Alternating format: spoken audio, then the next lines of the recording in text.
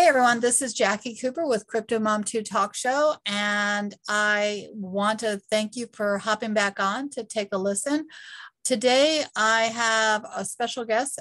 Bruce The Goose is on, and he is an NFT artist, creator, and entrepreneur within the NFT space with many different projects going on. We're going to be talking about the craze of NFTs. I know I heard recently when I was watching Big Brother, they had an NFT game going on, and we have a lot of craziness going on with the sale of some of the NFTs going for hundreds of thousands of dollars right now.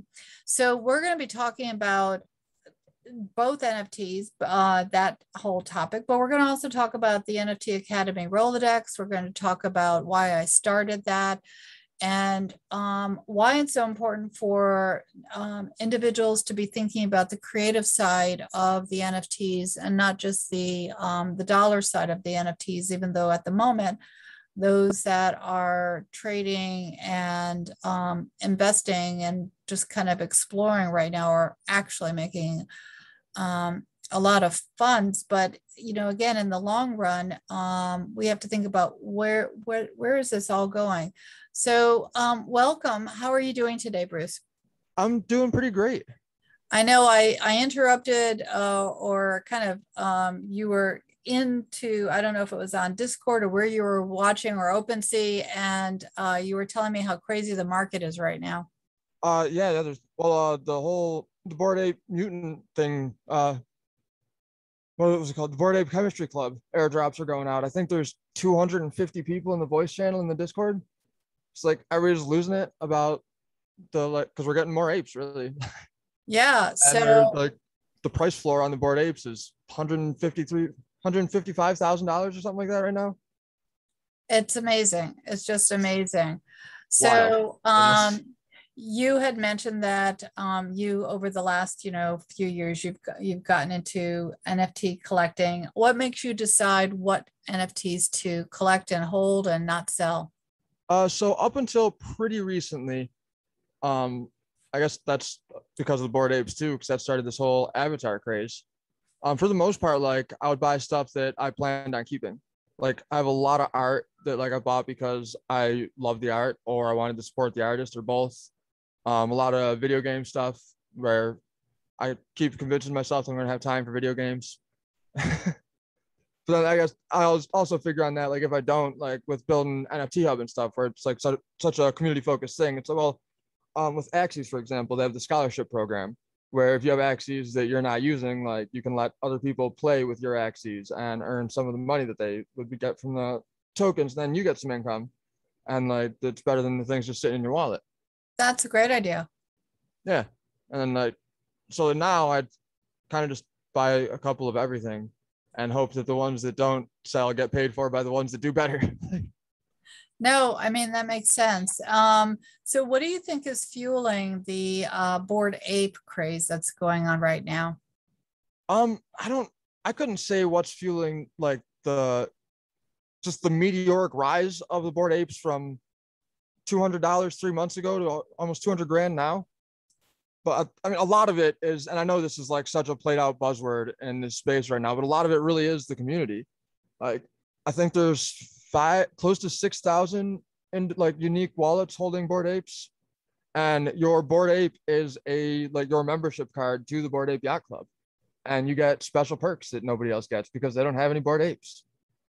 Like as one example, and nobody knew they were doing this one either, which was really cool. They did the Bored Ape Kennel Club. And like the premise was it gets lonely in the swamp. Every ape needs a friend. And like if you had a Bored Ape, you could claim a Bored Ape Kennel Club dog. And they were a whole other set of collectibles. And then on top of that, like there's actually less of those than the apes because all the dogs that didn't get claimed at the end of 2 weeks were released into the swamp. as they put it, but the NFTs were burned. So it's like if you don't claim it, like you got this time window. Otherwise it's gone. And like I think the floor price on those right now that we all got for free is like $15,000. Wow. Yeah. I hate to say And it. I hate to say it, but I've missed the boat on this. I am going to have to think about, what kind of art can I create so that way I can do the next craze.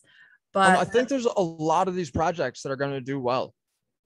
So I don't remember who it was, but they put a really good perspective on it where like, yeah, art is like a valuable asset and a lot of people really appreciate art, but everyone is on social media and everyone wants that social status signal that like, oh, I have $150,000 profile picture. Like, that's cool. so instead of having a Lamborghini, they're going to get an NFT. That's, I think a lot of people have spent Lamborghini money on Bored Apes and CryptoPunks and stuff recently. So maybe that's my next thing. Maybe I need to do a car NFT thing and see who. Yeah, And that's an idea. yeah, exactly. You and I can collaborate on that. Everyone who hears it here will, go to NFTHub and we'll figure out how we can have you get some cars, all Yeah, different there's a few of these projects they've taken. Cool cats, like yeah. I don't think you're getting a cool cat for under like 10 or 15 grand right now. The pudgy penguins, I don't think you're getting one of those for under like $8,000 or $9,000. So like, I don't know how, like, I don't know like what force of nature determines which one's the winner, but like every so often one of these projects just catches traction like and runs. So I have some ideas that I'm not going to put on the air, but I'll talk to you off the air about. Because I know as soon as it gets, we publish this, someone else can run with it. So yeah, that does happen. Yeah, and even though I definitely believe in the creative space, and I also that is the one thing that I love about the NFT world, yourself included. Everyone has reached out and been very welcoming as I've been learning about this space, and but that was a conversation we were having before we went on air about how the mindset in the NFT community is different than the economic mindset. So now we have people who are bidding and buying these NFTs, and that might change the actual culture of the community. Do you think that having this type of investment is going to change how people are treating each other and working with each other? I don't really think so. I think like, I mean, I know as an artist, like I'm just like kind of frustrated by the whole space, regardless of the money I'm making, like, because like I see other artists that are coming into it thinking that they're gonna like have a chance. Like for me, for example, like I came into this space with not very much money and no like formal art education, and I started selling my NFTs, and like I've been able to make a living off that. Yeah, I know. It's been great. And yeah, it's been incredible. And like, it's sad to see people coming in thinking that that is like readily available. And right now it's just, we're making millionaires out of people that can follow a template and put a randomization script together. And there's 10 to 15 of these projects dropping every single day. And most of them sell out for 10,000 of them for a couple $100 a piece. So it's a couple $1 million. That's amazing. It is. Yeah. And like, but it's like, while it's great for those people and those projects and whatnot, like I do think people are buying a lot of roadmaps that are not getting completed. And I could be totally wrong on that. I'm not very active in any of the communities, but I bought a lot of them and like I don't even think about them 3 days later because we're on to the next thing. And it's like, oh, I wonder if these, like one example would be the Crazy Lizard Army. That actually, I think about that one occasionally, so that's why it came to mind. One of the things stated on the roadmap was that you'll be able to burn, quote unquote, 3 of the lizards to create a dragon. Like that seemed really cool. So I bought 2 of them on the secondary market for a fair amount of money. Because I was like, oh, I'm gonna get ones with like really rare traits, like so I can get a really cool dragon. And like I haven't even looked if I can get a dragon. No, I mean, I think a lot of people just like forget all about them, like move on. Well, it sort of is like the books on my shelves over here that I'm looking at. I bought them, I read them, and now they're on my shelf. So, I guess that's the other question I have is where do you keep all your NFTs? Do you keep them on OpenSea or how do you, where are your collections? So overall, like if you have your wallet connected to OpenSea, like it's all going to display on OpenSea. Like OpenSea doesn't custody your NFTs. It's just front end really. They're all in your crypto wallet. But actually have like a few wallets. So last year I got hacked in December, and like I spent the whole year selling and collecting NFTs. So I probably got 600 or so in that wallet, and then a lot in the wallet I'm using now. So you bring up a really good point for someone who's new to this area. When you buy an NFT off of OpenSea, what should you do? Where does it really go? And should you have a separate wallet just for your NFTs, or what would you suggest? I very much think that people should have a hardware wallet, which is like they're offline for the most part. I recommend SafePal. If I could find it really quick, I'd drop my affiliate link, but I would recommend SafePal. We'll find it, and it will they're be about 40 or $50, and they are air gapped, as they call it. So like the ledger is really popular, and I'm sure it works perfectly fine. But like I'm really paranoid by nature, so like even more so now that I got hacked last year. Yeah. And like the ledger, you can like plug it into your computer and connect it to your MetaMask and just like use it as you normally would. Whereas with the SafePal, like that cannot connect to the internet ever. And so to do a transaction, which I should really start using that thing more often. But to do a transaction like with assets that are in your SafePal wallet, you have to initiate the transaction on the app, and then it like cycles a dynamic QR code on the unit itself. You have to scan that and get every one of them in the correct order, and then it asks you to confirm it on the SafePal, and then scan a dynamic QR code on your phone and get all those in the right order, and then you put in your PIN code, and then you confirm it on the app. So it's a process. Wow, it's a real process. But it makes you feel pretty safe. Yes. Like that's what you have to do because it cannot connect to the internet. So like it's about as safe as it gets, I think. That or a paper wallet, but that's well, I guess it's at no more risk of being damaged or destroyed than a hardware wallet. But so with Ledger, it can connect to the internet. So yeah, that's optional.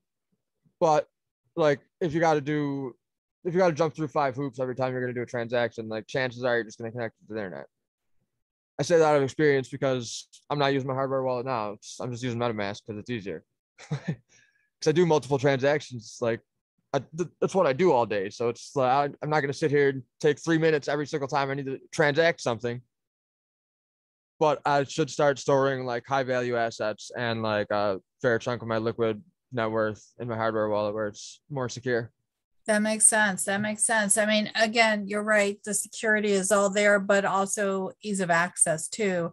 And when you are buying and selling, you want that ease of access, but you also don't want to have it hacked or lost. Yeah, that's why I say I think everybody should have an extra wallet. Like leave a little bit of ETH in MetaMask. If it's NFTs that you're not overly concerned about, leave them in there. But as an example with the Bored Apes, like if you have a Bored Ape worth minimum $150,000, you should probably have that in something more secure than MetaMask. It's like that, like could be life-changing money, and you don't want to risk losing that. So MetaMask isn't really as secure as they lead you to believe. No, and it's not always as user-friendly. I know for me, since I'm not, you've been doing this a lot longer than I have. I've had some beginner or novice challenges with using it. And again, you just have to be patient and sometimes have someone else who's a little bit more experienced to kind of help navigate, because sometimes there's not the connection link that you think that there is there. So, but again, any other thoughts that you have on either NFTHub or any of the other projects that you're working on? So NFTHub's pretty much the main one right now, aside from Polygon Studios, but that's more like a job than a project. That's just because they were pretty persistent about trying to give me that job. So it's like, all right, if I'm going to take a job from anybody, it should probably be Polygon. And I think it's a great opportunity. Yeah, I agree. Yeah, the team's great too. So that's cool. And I've been doing AMAs almost every day in Clubhouse with like the top projects on Polygon. So that's been fun. Yeah. When do you Like when are you normally on Clubhouse? 12:30 Eastern. Okay. All right. And Everyone's those gonna are at least every week, or well, we're about 28th, so Monday and Tuesday. And then those for August Adrenaline. We had one every weekday. What's the name of your room? It's hosted by the Polygon Studios, Got or it. I don't think that, maybe it's just the Polygon room. But Okay. it might not have a separate one for studios. Okay. But then I guess I'm gonna be so I'm pretty much my own boss still there. Like it's kind of weird. Like they're just like, I just like they're basically giving me a salary to do things I'm already doing for free, which is like advocate for Polygon as the best scaling solution, network with other NFT projects, tell them they should be on Polygon, that kind of thing that I'm already trying to do. But so I guess it'll kind of be up to me, like to continue doing AMAs and events and stuff like that. But I know the like the August Adrenaline they planned, and they were like, we're gonna do an AMA every day. I was like, all right, let's do it. So I think I saw in one of the Facebook groups that I think it was Polygon that someone mentioned that if you sell on Polygon, you're not using any gas fees. Is that right? Correct. So there is gas fees, But but not as it's much. like it's not even worth mentioning, really. So they're like it's basically a direct clone of Ethereum for the most part, Okay. and they use their native token is Matic, so that's what's used to pay gas fees. And I think right now Matic's like $1.50, and a transaction costs like 0.0001 Matic or something like that. It's legitimately 10,000 times cheaper. So I'm going to be putting all of my, for those that are listening, CryptoMom2 is going to be pushed out both as a talk show through the various channels that, podcast shows always go to, like Spotify, Apple, that type of thing, and as well as to the YouTube channel. So that way you guys can watch and enjoy. But I'm also going to be putting CryptoMom2 onto OpenSea, and each one is going to be within a NFT. So definitely look for that because everyone is going to be able to enjoy and have access to the talk show that way. Any upcoming projects that you're working on that you want to kind of announce here? I know you and I are going to be talking a lot, but between now and the time that we yeah, a couple actually. Okay, great. Just a day or two from now is the end of the NFT Vision Hackathon. And as frustrated as I am with the whole like generative collectibles craze, I figure, well, may as well take advantage of it and jump on the hype train a little bit. But we're not just going to jump on the hype train. We're going to raise the bar, and then we're going to turn around. And we're going to raise the bar again. What are you going to do? So it's Polygoons, which is going to be done on Polygon because no gas fees and whatnot. And instead of just being like a collectible with like quote unquote club access, accompanying the launch of the Polygoons will be the deployment of the Goons ERC20 token, which will be set up so you have to stake your NFTs to earn the token. And out of the 8,883 of them, there will be 8,000 available in the initial sale. And then there will be 880 of them that are like hand drawn. And the only way to get those will be to buy it with the Goons token that you farm by staking the Goons. And then we're not 100% sure what we're going to do for the last three, but they're going to be really exciting. And then assuming that we're probably going to get the majority of the token back through the sale of the Ultra Goons, then we're going to redistribute it again through the Risk style game we're developing. Interesting. Where you have to stake your Polygoons to like control territory. And the hope is that we're not going to reveal like what factions they have, like so that it'll be an even split. For like 1/4 will each be one faction. But that's going to be part of the randomized traits, and we're not going to reveal that until after they're all sold out. So the hope is that like instead of encouraging people to just flip it to try and make money on the secondary market, they'll want to like trade with each other to like, oh, I have 3 of them, but I have 2 of them that's this faction, 1 of them that's this faction. I got to trade this one for 3 of this. Yeah, so I can do better in the game. Yeah, it sounds great. Yeah. I mean, again, guys, definitely, there'll be links below our talk show. Definitely check them out so that way you can be part of the Polygoons and everything else. Is there going to be a special link so people can reach that or do that? Yeah. I actually just set up the domain today. Okay, great. because we had to submit for the hackathon. Great. So Right now it's running on testnet. So like if you wanted to, you could set up the Mumbai testnet for Polygon. You can mint some polygons, and they're a little off center right now because the traits got up, like the wrong dimensions got uploaded on the traits, but we're probably not going to actually launch that for another 3 weeks or so. Give us time to like do marketing and stuff like that and build up FOMO.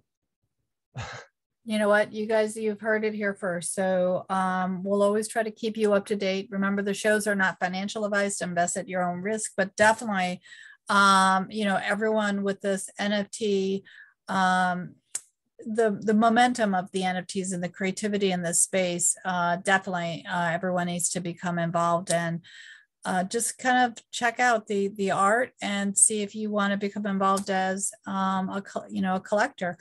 I see that, let's see here, you've put the link into the chat, and I will definitely copy that so that way it can go into the podcast block below. Did you want to share any link or website now before we sign off? Yes, I'll do the link for NFTHub real quick. And then the website isn't up and running just, well, I guess it is, but I haven't opened it yet. So you'll be the first to hear about it, actually. There's another project I'm kind of working on. Working title is Culture Punk. Awesome. And it is a curated auction platform for digital art. So instead of like being buried in a flood of worthless crap on OpenSea, it'll be limited to like 5 artworks will be on sale at a time from whitelisted artists, and like they'll have to take turns. And I'm going to set it up so like the minimum price is 1 ETH because I want artists to make some money. And I've seen, I think it's called Chainsaw, maybe. And like, that's a group of like 5 or 6 friends that do digital art, and like, they don't sell anything for like, they don't list anything for under 5 ETH, and like, they get huge sales because there's that feeling of like exclusivity, and like, I can't get this without spending this much money. So like, I'm going to spend that much money because that's what it's minimum worth. So Culture Punk is, I'm going to tell everybody that's listed on it, like the minimum starting bid is 1 ETH. So you got it. The goal is to like get you seen and get you money. Understood. It's awesome. Everyone, thank you so much for hopping on to CryptoMom2 Talk Show. I know that I'll be talking to Bruce the Goose many times. We're both very excited about the direction that the NFT Hub is going. Again, you can go to nfthub.xyz. And all the links will definitely be in the block below. So that way you can just kind of click on through and explore and have, a wonderful time on it. So thank you so much, Bruce, for being on. And everyone, remember, be kind to yourselves, be kind to others, and have a wonderful creative day. Talk to you later. Please ape responsibly. Yes, exactly. All right.